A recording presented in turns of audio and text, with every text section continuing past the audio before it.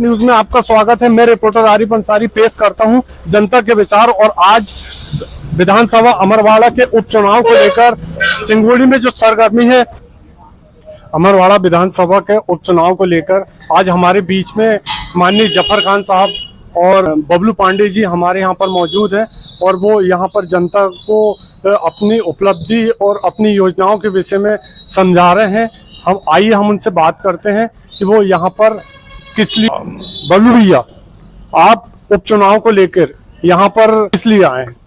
हम इसलिए आए हैं कि यहाँ पे अभी बीजेपी की गवर्नमेंट है केंद्र में, सेंट्रल में। सभी लोगों को मालूम है कि विकास कौन करवा सकता है। तो हमारी सभी भाइयों से यहाँ अपील है कि अधिक से अधिक वोटों से राजा कमलेश शाह जी को देता है और अमरवाड़ा, सिंगोली, हर्रई ग्रामीण क्षेत्रों का विकास करवाएं और अधिक से अधिक संख्या में देता है, ताकि लोगों को ये समझ आए कि नहीं बीजेपी क्या करवा सकती है। आज जैसे बंटी साहू जी ने छिंदवाड़े में 100 करोड़ रुपए मेडिकल कॉलेज के लिए सैंक्शन करवाया। अब मेडिकल कॉलेज की व्यवस्था आप लोग खुद देखना, जो पेशेंट नागपुर भागते थे छिंदवाड़े के बार बार ग्रामीणों के, अब कहीं जाने की जरूरत नहीं, अब पूरे इलाज छिंदवाड़े में किए जाएंगे। अभी लोग कहते थे कि कमलेश शाह जी जो है वो पार्टी छोड़ के आ गए हैं, तो पार्टी छोड़ने का क्या कारण है? कारण यही था कि आज कितने सालों से राजा साहब, उनकी मम्मी, उनके जमाने से लोगों के कितनी सेवा की है, उनको कमान आज तक कांग्रेस ने दी क्या? कौन सा उनको किस पद से नवाजा गया? वो विधायक रहते हैं, बस विधायक ही रहते हैं।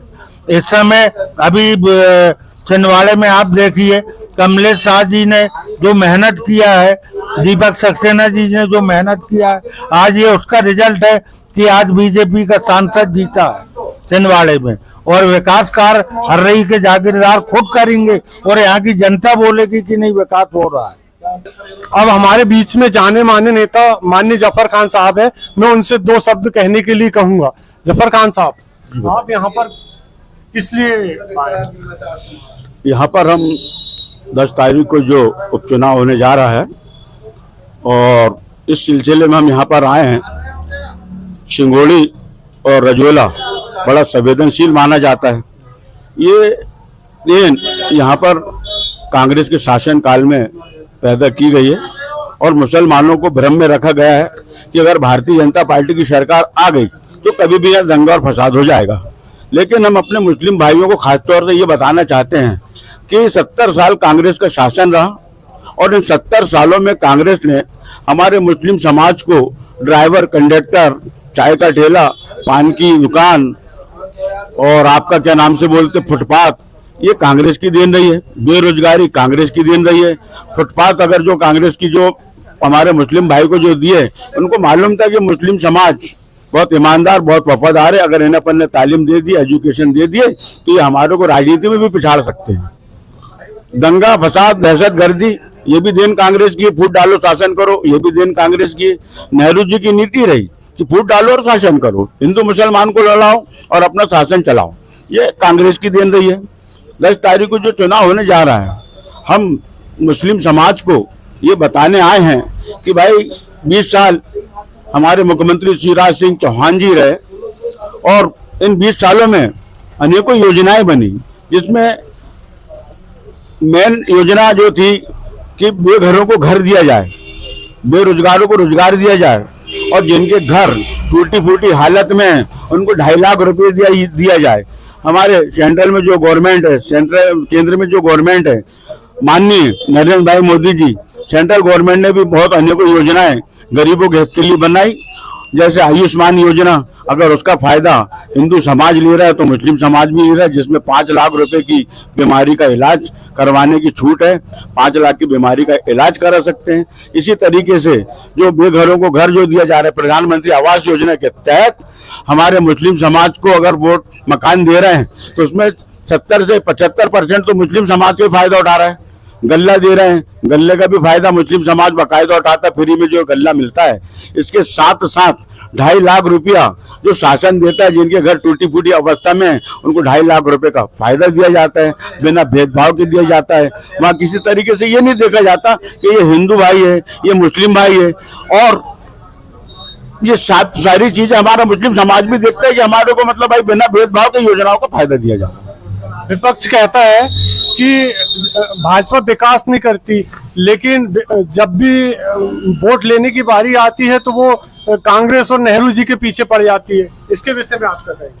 आप विकास की बात कर रहे हैं तो सबसे पहला विकास तो आपको ये बता दें कि हमारे पूर्व प्रधानमंत्री स्वर्गीय अटल बिहारी वाजपेयी जी, जिन्होंने प्रधानमंत्री रोड का निर्माण किया, गांव से गांव जोड़ो, है ना, गांव से शहर की ओर चलो, तो ये जो रोड बनी आपके ग्रामीण क्षेत्रों के अंदर, ये हमारे प्रधानमंत्री जो रहे पंडित अटल बिहारी वाजपेयी जी, जब भारतीय जनता पार्टी की सरकार थी, आपने ये रोडों का निर्माण कराया, रोडों का विकास करवाया। आपका जो रिंग रोड बना हुआ है, आपके सिंगोली की साइड से जो रिंग रोड गया, ये भारतीय जनता पार्टी की देन है। पहले आप बहुत अच्छे से जानते हैं कि यहाँ से जब नरसिंहपुर जाते थे तो कितने घंटों में नरसिंहपुर पहुंचते थे। हमारा जो सिवनी का जो रोड खराब था, तो हमारे जो सिवनी की तरफ से जो 4 व्हीलर गाड़ियां आती थी, आपका रामगढ़ होते हुए लखनवाड़ा पहुंचकर सिवनी पहुंचती थी और सिवनी से जबलपुर जाती थी। तो ये दिन तो कांग्रेस की ने नहीं की, ये तो हमारे मतलब भारतीय जनता पार्टी की सरकार ने की। आज मेडिकल कॉलेज ले लो आप हमारा छिंदवाड़े का, तो वो भी हमारे भारतीय जनता पार्टी की सरकार रही, हमारी जनता की सरकार रही, उन्होंने बनाया। बहुत बहुत शुक्रिया आपका, आपने हमें वक्त दिया, हम आपका धन्यवाद करते हैं। हमारे बीच में कुछ वोटर मौजूद हैं, मैं उनसे कहूंगा कि वो अपनी समस्याओं के बारे में बताएं। तो हमारे बीच में हुसैन साहब मौजूद हैं, वो अपनी समस्याओं के बारे में बताएंगे ताकि हम नेताओं से उनके सवाल पूछ सकें। लीजिए सर, ये आपने कहा कि भाई विकास हो रहा है और विकास चल रहा है। हम इस विषय में आपसे एक गुजारिश इल्तमास करना चाहते हैं कि आप हमारे घर का परीक्षण करिए और आप हमारे घर तशरीफ लाइएगा। आपको खुद समझ में आ जाएगा कि विकास कितनी जोरों शोरों से चल रहा है। ये हमारे घर के हालात तुमको बता देंगे, हमको बताने की ज़रूरत नहीं है। यह जो भी शासन हम दे तो रहा है, हम आपकी मतलब शासन को, सरकार को हम धन्यवाद देते हैं, मगर जो चीज़ हमको मिलना चाहिए वो चीज़ हमको नहीं मिल रही है। ये आपसे मेरी गुजारिश है कि आप हमारे घर आकर देखिए। जैसे 25 सालों से जो घर हमारे आज जैसे थे वैसे ही घर आज भी हैं। आप आएंगे तो आपको खुद ही अंदाज़ा लग जाएगा, हमको बताने की ज़रूरत नहीं है, ये आप खुद देख लेंगे सर। तो बहुत बहुत शुक्रिया हुसैन भाई। अब हमारे बीच में ये लाडली बहना का जो चल रहा है पैसा देने का, वो हम पंचायत में कागज वगैरह लेके गए हमारी मैडम ने, तो पंचायत में जो सरपंच का भाई का लड़का बैठा हुआ था, उनने ये बोला कि खुद का मोबाइल नंबर लेके आओ, जब होगा, नहीं तो नहीं होगा। फिर बाद में मैंने लोगों से पता किया तो एक दूसरे के कागज में नंबर डले हुए हैं, उनका पास हो गया। तो हम लोगों का जो है वो लाडली बहना का पैसा नहीं मिला हमको। और हम, आप हमारे घर आके देखिए, हम हैं उस लायक के नहीं है। और एक घंटा हमारे घर में आके आप बैठिए, अच्छा पानी गिरता है, जब तुम्हारी आंख से आंसू ना निकल जाए तो मैं जो बोल रहा। बहुत बहुत शुक्रिया। सारे लोगों ने अपनी अपनी बात रखे। अब मैं जफर खान साहब से चाहूंगा कि वो इन साहब का जवाब दें। बहुत अच्छी बात आपने हमें बताए। ये सरपंच महोदय की गलती है कि उनके छोटे भाई बैठे थे और आपको उन्होंने इस तरीके के जवाब दिया, जबकि हमने अभी थोड़ी देर पहले आपसे कहा कि भारतीय जनता पार्टी की सरकार, सेंट्रल की सरकार हो या प्रदेश की सरकार हो, बिना भेदभाव के काम कर रही है। वो ये नहीं देख रही है कि ये मुस्लिम समाज है या हिंदू समाज है, वो तो बाकायदा, यानी आपने ये आपके लिए हो गया होगा, लेकिन मुस्लिम समाज पूरे मध्य प्रदेश में फायदा उठा रहा है और खासतौर से महिलाएं योजनाओं का फायदा उठाने में बहुत आगे हैं। आप हम पीछे, है ना। इसी तरीके से और भी जो आपकी मजबूरी है वो हम समझे हैं। हम रजौला आएंगे, आपके घर पहुंचेंगे, हम देखेंगे, आपसे समझेंगे कि क्या तकलीफ आपको गई है।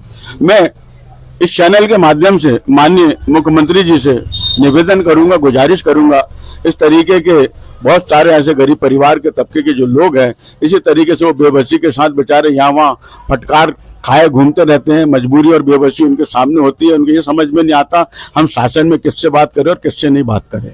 एक सर्वे होना चाहिए। अभी हमारे भाई गुलाम भाई बैठे हुए बाजू में, इनका कहना है कि कई साहिब हैसियत परिवार हैं जिनके गरीबी रेखा के कार्ड हैं और इस गरीबी रेखा के माध्यम से कार्ड